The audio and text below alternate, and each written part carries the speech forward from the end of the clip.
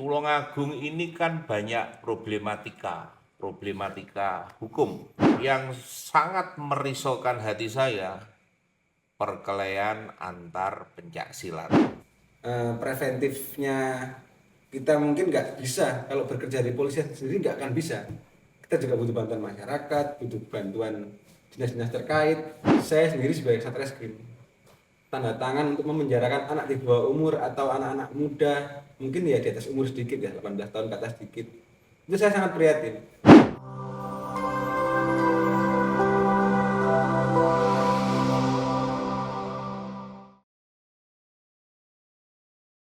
Oke, selamat malam para pemirsa masyarakat Tulungagung, pada khususnya pada tanggal 5 Desember tahun 2025, pada sore hari ini Roro Kembang kedatangan tamu Kapolres Tulungagung yang saat ini diwakili oleh yang terhormat Kasat Reskrim Tulungagung yang masih muda, energik, dan harapannya presisi. Saya berharap kehadiran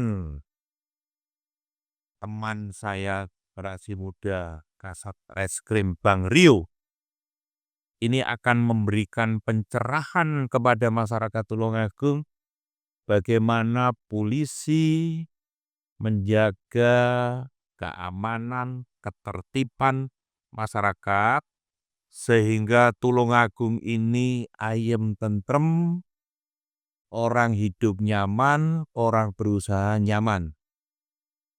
Tanpa berbasa-basi lebih panjang lagi, silakan Pak Kasat memperkenalkan diri dan sudah berapa lama berada di kota tercinta Tulungagung ini. Monggo. Baik, terima kasih Pak Eko terkait sambutan saya diterima di kediaman beliau. Sejujurnya saya kalau manggil Pak, gue beratan karena saya panggil Komen ya. Saya juga nggak tahu. Ternyata Pak Eko ini adalah ya teman, bapaknya teman akrab saya. Ya udahlah, saya panggil Om aja. Siap. Semoga berkenan panggil Om supaya lebih dekat hubungan harmonis kita. Siap, siap, siap. Saya akan memperkenalkan diri saya terlebih dahulu. Nama saya Rio Pradana. Saya lahir besar di Surabaya. Tahun 93. Saya lulusan Akademi Kepolisian 2015. Kemudian alhamdulillah saya dapat amanah jabatan di wilayah Kabupaten Tulungagung ini sebagai Katreskrim. Mulai saya merupakan tanggung jawab yang sangat besar. Yang mungkin orang lain berpikiran, oh masih muda, emang agak berat. Tapi di situ tantangan tugas kami. Oke, setelah berkenalan dan dengan senang hati saya dipanggil Om, sekarang langsung masuk ke materi. Tulungagung ini kan banyak problematika hukum. 1. Illegal logging. 2. Tambang pasir. 4. Korupsi. 5. PJTKI. 6. Yang sangat merisaukan hati saya, perkelahian antar pencaksilat. Menurut pandangan Pak Kasat malam ini pengen memotret apa dari 6 kasus yang menurut hemat saya sering atau dominan di Tulungagung. Ya baik, terkait 6 tersebut, sebenarnya semua ada sumber masalah. Ketika kita bicara sumber masalah, di kepolisian ini tepatnya pada hilirnya. Di hilir. Semua permasalahan yang ada saat ini di Tulungagung bermuaranya di polisian dan polisian yang harus menyelesaikan. Kenapa nggak kita bahas di hulu-hulunya, hulu sumber? Oh mungkin karena izinnya, terus mungkin karena pergaulannya, susahnya membentuk perizinan, terus kenapa preventifnya kita mungkin nggak bisa kalau bekerja di polisi sendiri nggak akan bisa. Kita juga butuh bantuan masyarakat, butuh bantuan dinas-dinas terkait, butuh bantuan instansi setempat. Ibaratnya harus saling kolaps dan tiap hari harus sering kumpul. Atau mungkin nggak setiap hari, seminggu sekali lah. Tentu saja semua persoalan gitu tidak mampu kita potret malam ini. Wah. Nah, malam ini Pak Kasat mau memotret apa? Silakan.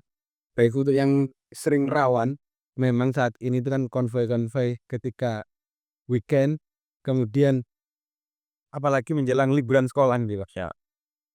Jadi liburan sekolah ini memang untuk siswa tersebut mungkin kekurangan aktivitas karena sekolahnya udah nggak libur, terus kemudian ada yang ngumpul-ngumpul aja, kemudian menjelang akhir tahun. Bisa lihat sendiri kalau akhir tahun anak muda yang ngapain, ngumpul itu aja kan. Kemudian ketika ngumpul tersebut mungkin muncullah sebuah gagasan atau kemana, kayak adu power atau adu banyak-banyakan kelompok. Aduh ini sangat saya ini ya prihatin. Anak-anak tersebut mungkin terlalu ingin meningkat powernya karena jelas tabrak kanan kiri, brong-brongan, terus miras yang pertama yang terutama. Pemicunya di situ. Ketika permasalahan tersebut ada hilir, kejadian polisi mau nggak mau harus turun tangan secepatnya. Polisi harus turun tangan secepatnya. Secepatnya artinya apa itu? Tindakan pertama apa yang dilakukan polisi? Contoh ketika ada brong-brongan, kemudian perkelahian di depan gangga, kemudian mengganggu malam-malam orang, mengganggu merisaukan, kita pengamanan, patroli. Mungkin patroli emang harus udah SOP kita, udah prosedur kita ngapain patroli jam-jam tertentu, kemudian location di WA grup kami, kemudian ada kejadian info pasti turun. Ada kejadian info. Sekarang pertanyaannya. Contoh kasus. Saya kenal Pak Kasat. Kemudian melalui telepon saya katakan ke Pak Kasat. Pak Kasat, di samping rumah saya ada perkelahian dan meninggal. Apa yang dilakukan Pak Kasat? Jadi meninggal, langsung kita dalami terus motifnya, terutama siapakah yang berhubungan dengan orang tersebut, terus pemicunya apa. Yang jelas Inavis pasti turun tangan duluan untuk mendeteksi siapa korbannya. Kemudian saksi-saksi terkait, alhamdulillah kok ada CCTV, itu sangat membantu kita. Keterangan-keterangan akan kami semua simpulkan menjadi suatu konstruksi hukum yang bisa kami pertanggungjawabkan. Polisi ini kan menurut cerita Pak Kasat selalu menangani perkara di hilir. Bagaimana inisiatif polisi untuk lebih proaktif sehingga menjemput bola di hulu? Tolong dijelaskan. Oke. Jadi gini ya, Mus, kemarin 2024 tuh sekitar 30-an TKP. Gabungan TKP itu tersangkanya itu juga ya mungkin sangat banyak. Saya sendiri sebagai Satreskrim tanda tangan untuk memenjarakan anak di bawah umur atau anak-anak muda, mungkin ya di atas umur sedikit ya, 18 tahun ke atas sedikit. Itu saya sangat prihatin. Karena dia sendiri itu punya masa depan. Saya sendiri juga pernah nakal, pernah dikaplok bapak saya, pernah bergaul. Kemudian dari situlah peran orang tua yang pertama sama tetangga-tetangga satu negara kita. Gak usah nakal.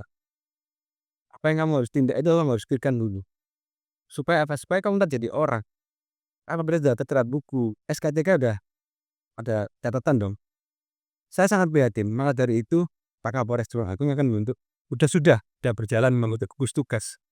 Gugus tugas tersebut ditangani oleh Pak Bupati juga. Gugus tugas perguruan silat melibatkan dinas pendidikan, dinas koperasi, dinas agama, kemudian berbagai kalangan masyarakat, lurah, camat, sampai kalangan bawah. RT RW pun alhamdulillah mungkin banyak yang udah kenal saya. Pertanyaannya adalah, itu adalah sebuah langkah antisipasi menjemput bola menuju hulu. Betul. Apakah ada data yang terukur sebelum Kapolres atau kepolisian melakukan tindakan itu, dan setelah melakukan tindakan itu pencapaiannya seperti apa? Apakah bisa mereduksi tawuran atau bagaimana? Apa prestasi apa yang bisa ditampilkan secara statistik?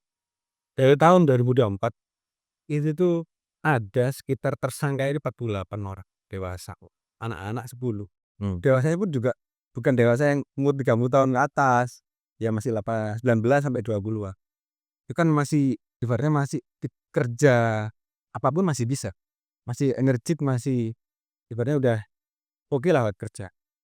Kemudian dari 24 ada 48 dan 18 kasus. Jadi ada penurunan berapa persen tuh kalau di Banyak banget, ya banyak itu berapa? Tidak terukur. tidak terukur karena di 2025 ini saya cuma menangani 2 kasus. Hanya 2 kasus selama 1 tahun. Ya. Artinya 4 bulan sebelum 1 tahun ini Anda menangani 18 kasus. 18 kasus menjadi 2 kasus. Luar biasa. Tepuk tangan untuk kepolisian Tulungagung.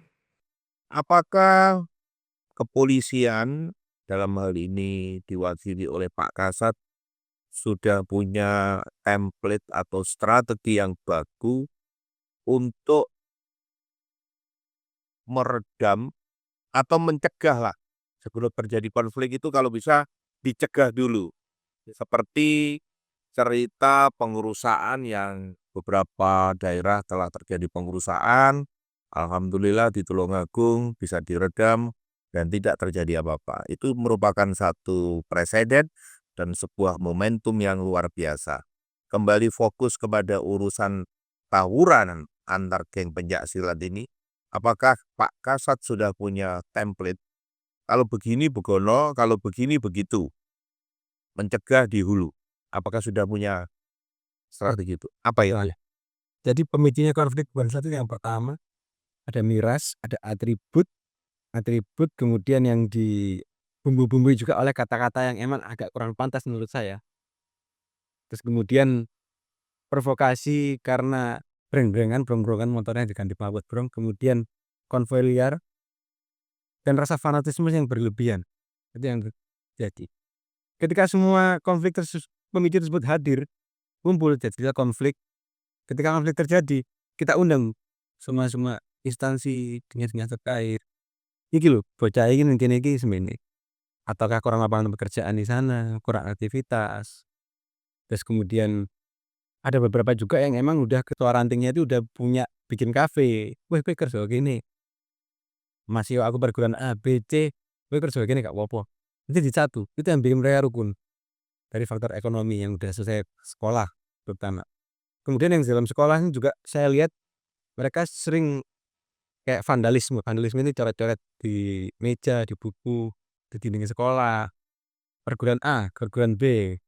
Itu kan akhirnya memicu dalam sekolah tersebut. Akan tetapi anak-anak tersebut mungkin nggak akan bikin onar di dalam sekolah tersebut. Karena mereka takut itu dikeluarkan atau kena sanksi di sekolah. Mereka akhirnya mengemban di luar. Malam kejadiannya, nggak mungkin di sekolah.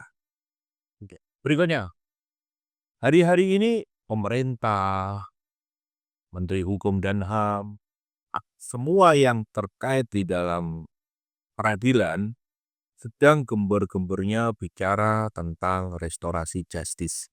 Bagaimana pendapat Pak Kasat tentang restorasi justice, kemudian bagaimana implementasinya ketika ada tawuran antara kelompok masyarakat, apakah itu kelompok silat dan seterusnya? Jadi restoratif justice itu ada di peraturan juga ada. Yang paling saya ingat, yang paling saya pedomani itu yang pertama, dia nggak boleh residivis. Kemudian setelah ada kasus tersebut, tidak boleh ada kasus-kasus berikutnya. Nggak boleh mengumbar yang lain, nggak boleh narik yang lain. Saya sebenarnya sangat setuju, karena setiap manusia pasti punya kesalahan. Kalau residivis berarti dia nggak bisa di-RJ dong. Udah gugur peraturan terkait RJ-nya udah gugur, nggak ada. Itu intinya Om. Jadi kalau misalkan ada kasus-kasus yang lain misalkan ini selesai, tapi di luar sana tetap masih pemicu, bahkan perkara ini udah selesai, udah ketua ranting udah saling memaafkan, anaknya saling memaafkan juga, terus udah ibaratnya udah berrukun, di luar masih belum rukun. Apa yang Pak Kasat pedomani tadi, apakah sudah Pak Kasat terapkan di dalam keseharian penanganan perkara? Sudah, Apakah sudah ada hasilnya? alhamdulillah ada. Sudah berapa yang di RJ? Kalau di RJ menurut di tempat saya, kalau per 12 yang udah terbit laporan polisi udah nggak bisa. Oke. Karena saya udah pastikan nggak bisa karena udah melewati standar langkah-langkah gugus tugas. Yang nggak bisa saya RJ yaitu ketika ada kemarin di daerah Belang tuh gitu, itu ada polisi yang keserang. Polisi sendiri juga udah tua banget, udah mau pensiun, udah kalau lagi pensiun, sebenarnya kasihan juga. Wakapolsek, Kapolsek Klaten, pengamanan konfiguran silat, saya di belakang, karena saya sih udah di tengah-tengah ini. Polisi tersebut melerai, ada orang lewat, digebukin, dikeroyok, kemudian setelah melerai, polisi tersebut dikeroyok juga. Alhamdulillah ketika tim saya datang juga nggak telat, saya berhasil mengamankan 1 orang sebagai pemicunya. Setelah saya profiling dia 2024 nggak pernah masuk. Dia menjalani hukuman, dia kena pasal 170, dia menjalani hukuman 6 bulan. Baru keluar langsung bikin lagi. Itu yang sangat saya prihatin. Ya, karena tidak terulang maka syarat itu tidak terpenuhi sehingga RJ tidak bisa dilakukan, gitu kan kira-kira. Berikutnya 3 bulan dari bulan Desember, artinya Desember, November, Oktober. Ini the top 3 problematika hukum perkelahian apa 3 bulan terakhir Ibu? 3 bulan terakhir ini mungkin udah terjadi juga, tapi sudah selesai dengan gugus tugas dan ketua ranting udah datang, udah bisa dipertanggungjawabkan semuanya. Sekarang sudah tanggal 5, sebentar lagi Nataru. Hal-hal antisipatif apa yang sudah dilakukan Polres Tulungagung menyambut Nataru? Seperti yang bisa kita lihat dari tahun-tahun belajar dari tahun-tahun sebelumnya. Akhir tahun itu cenderung dengan acara kumpul-kumpul, bakar-bakar, kemudian dibumbui oleh miras. Itu udah mungkin ya tahun-tahun sebelumnya mungkin yang pernah saya selama jadi berdinas di Reskrim ya memberantas miras. Bagaimana Polres melakukan asesmen? Melakukan asesmen maknanya mengenali potensi kerawanan, mengenali potensi keributan, membuat asesmen, setelah ketemu titik-titiknya kemudian membuat satu rencana tindakan untuk pencegahan. Apakah itu sudah dilakukan? Sudah semua. Sudah semua? Sudah semua. Kemarin juga saya baru rilis juga terkait miras. Ada 3.000-an botol. Sudah saya amankan semua. Ya. Supaya di Desember ini nggak ada lagi. Sudah jadikan pelajaran juga. Orang-orang yang menjual miras maupun yang konsumennya sebenarnya udah berkurang. Jangan pernah kumpul-kumpul full. Bakar-bakar merayakan tahun baru full. Tapi jangan dengan miras dan konvoy.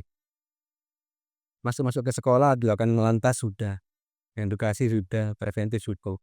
Reskrim saya sudah menindaki terkait miras, kemudian memberikan pengertian kepada para ketua-ketua untuk lebih menjaga liburan sekolah ini nanti Desember ini supaya nggak semakin liar. Ya Allah, dombrong ah. Dekat tahun baru biasanya kenaikan petasan, ini ya.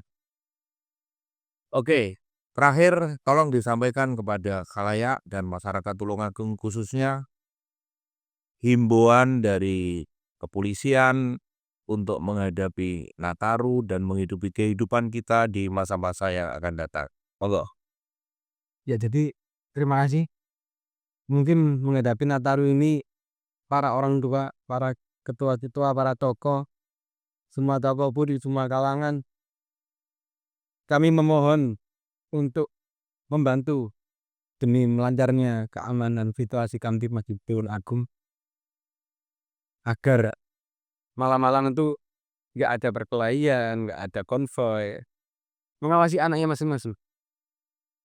Kalau saudara Reno acara di depan rumah ataupun di tempat yang lain, nggak usah muter-muter, jangan pernah menjadi pemicu. Contohnya mirinya pakai kaos-kaos atribut yang ada kata-kata yang agak kurang pantas bagi saya, yang dia kurang pantas lah bagi orang melihatnya kurang pantas. Kemudian untuk lebih kita harus desain rukun. Kalau karena maksudnya kita masih dalam Tulungagung, kita ini bukan dijajah, kita ini saudara gitu. Saya bukan orang Tulungagung, saya orang Surabaya. Saya sangat prihatin kalau saya memidanakan seseorang atau anak atau yang baru dewasa menjalani hukuman, itu saya sangat prihatin. Dalam hati saya sangat prihatin, dan kamu masih punya masa depan. Kamu jangan pernah melanggar terkait kriminal. Itu aja. Alhamdulillah masih bisa dimaafkan, masih bisa ada status justice. Kita lalui, kita langkahi semuanya itu, kita jalan. Khususnya masyarakat Tulungagung, supaya ke depan generasi muda-muda ini nggak ada yang tahu 10 tahun 20 tahun kita, rekan-rekan anak-anak muda di Tulungagung jadi apa. Siapa tahu ada jadi pimpinan negara, ada yang keluar negeri mewakili Indonesia, bahkan dia yang mencerminkan, yang mengharumkan nama Tulungagung. Itu kira-kira. Oke. Pemirsa, kita sudah dengan sangat baik mendengarkan penjelasan dari Polres Tulungagung yang diwakili oleh Kasat. Harapan saya sebagai pimpinan redaksi Roro Kembang, tolong semua mengamankan keluarganya sendiri-sendiri, melakukan pendekatan, melakukan dialog kepada keluarganya, kepada anak-anaknya, kepada cucu-cucunya, agar menjauhi perbuatan pidana. Karena sesuatu yang paling enak itu ketika kita hidup bebas bermasyarakat di luar, bukan dijeruji. Terima kasih kehadiran Pak Kasat dan masyarakat Tulungagung. Nantikan podcast berikutnya hanya di Roro Kembar. Terima kasih. Selamat malam.